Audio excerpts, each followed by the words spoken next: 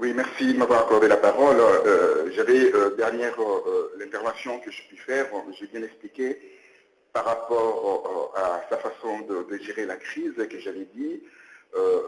Il part vers un mur, il va se trouver en face d'un mur et sa chute serait inéluctable. Et là, nous y sommes. Nous y sommes parce que d'autant plus que c'est vrai que c'est étonnant. C'est étonnant de se trouver dans ces pays où, c'est vrai, les services sociaux fonctionnent parfaitement. Nous avons les allocations familiales là-bas et la régulation universitaire, les études universitaires sont pratiquement gratuites.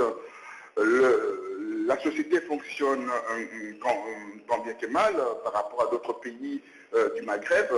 Et comme il y a ce vent, le vent qui vient de l'Égypte et également de la Tunisie, a fait de la sorte que ça attrape ces pays qui est la Libye.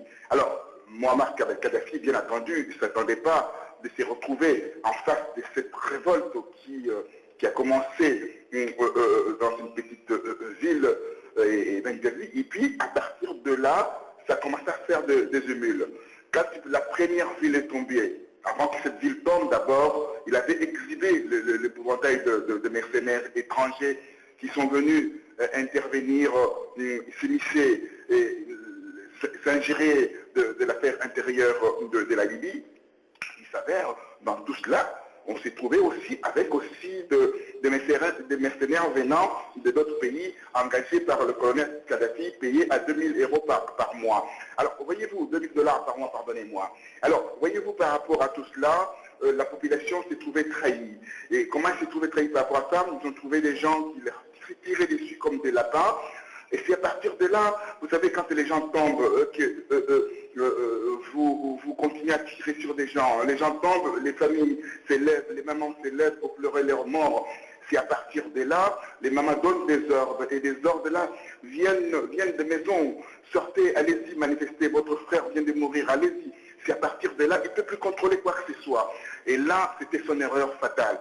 Il croyait tout gérer en fait. En 42 ans de pouvoir, on croit tout gérer. Or, se pérenniser dans un pouvoir, on perd complètement le sens de la réalité. Son fils Hannibal, qui fait des déclarations à la télévision, des déclarations tonitruantes à l'encontre de la population qui a une certaine revendication de demander à quelqu'un qui est là depuis longtemps de partir. Je pense que c'est la moindre des choses d'abord de s'asseoir, de commencer à négocier. Peut-être vous trouverez une solution négociée, mais là, il y avait la confrontation.